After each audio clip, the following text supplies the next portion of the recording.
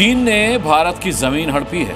कल इस पर सुप्रीम कोर्ट ने राहुल गांधी को जोरदार फटकार लगा दी। आज पूरी कांग्रेस लाव लश्कर के साथ राहुल के सच्चा भारतीय होने नहीं होने को लेकर के अटैकिंग मोड पे देखी। लेकिन इन सब का नतीजा हुआ कि पीएम मोदी ने एनडीए की संसदीय दल की बैठक में राहुल गांधी का नाम लिए बिना कहा कि उनका बचपना तो देश ने देख लिया। यह मामला ऐसा ही है जैसे आ बैल मुझे मार।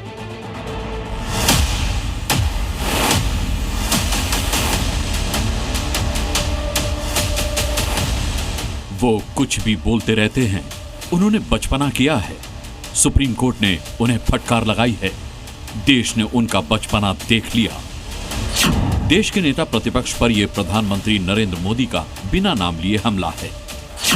सुप्रीम कोर्ट के राहुल गांधी के सच्चा भारतीय होने पर उठाए गए सवाल के बाद, अपने शीर्ष नेता पर सुप्रीम कोर्ट की टिप्पणी के बाद अब पीएम मोदी के बयान ने कांग्रेस पार्टी के मर्म पर चोट कर दी है।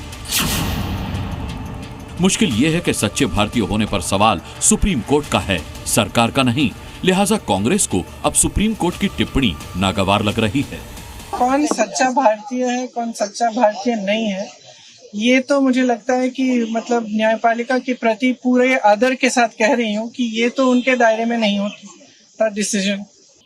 सुप्रीम कोर्ट के जज का जो बयान आदरणीय राहुल गांधी जी पर था, वो बहुत ही आश्चर्यजनक था। कोर्ट की ये टिप्पणी कि एक भारतीय को ऐसा नहीं बोलना चाहिए, इससे बड़ी और नसीहत क्या होगी श्रीमान राहुल गांधी के लिए।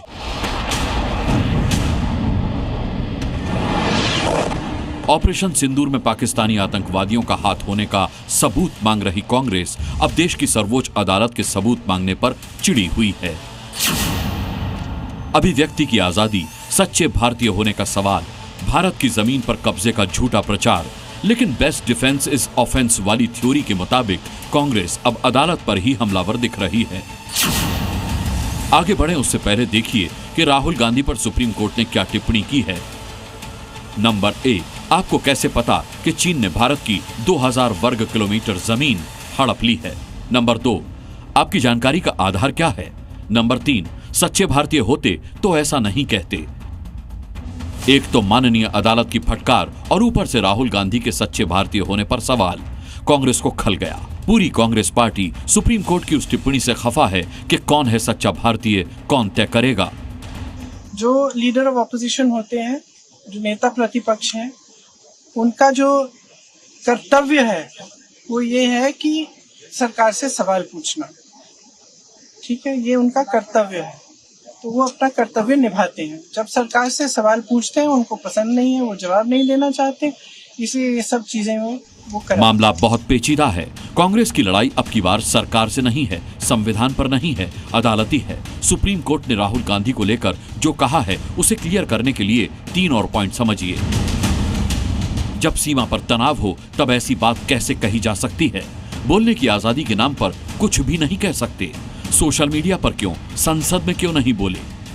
श्रीमान राहुल गांधी जी जो अनाप शनाप बातें हमारा सिक्योरिटी और टेरिटरी को लेकर के जो गलत बयान देते हैं, उसको सुप्रीम कोर्ट ने कड़ी टिप्पणी जो की है, इसके बारे में हम लोगों को बताया कि गलत बात बोलने से न्यायालय, हमारा सर्वोच्च न्यायालय, हमारा जुडिशरी जो है, वो भी चुपचाप नहीं बैठेंगे। जो लोग संविधान को लेके देश भर में घूम रहे थे, वह सबसे बड़ा संविधान विरोधी लोग हैं।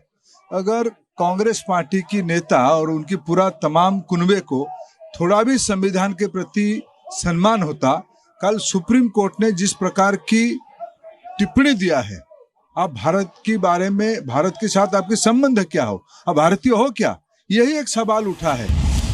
राहुल गांधी पर इस वक्त मानहानि के कई केस चल रहे हैं।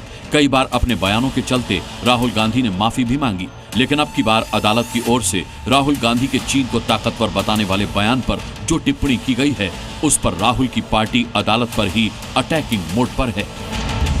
ब्यूरो रिपोर्ट, जी मीडिया।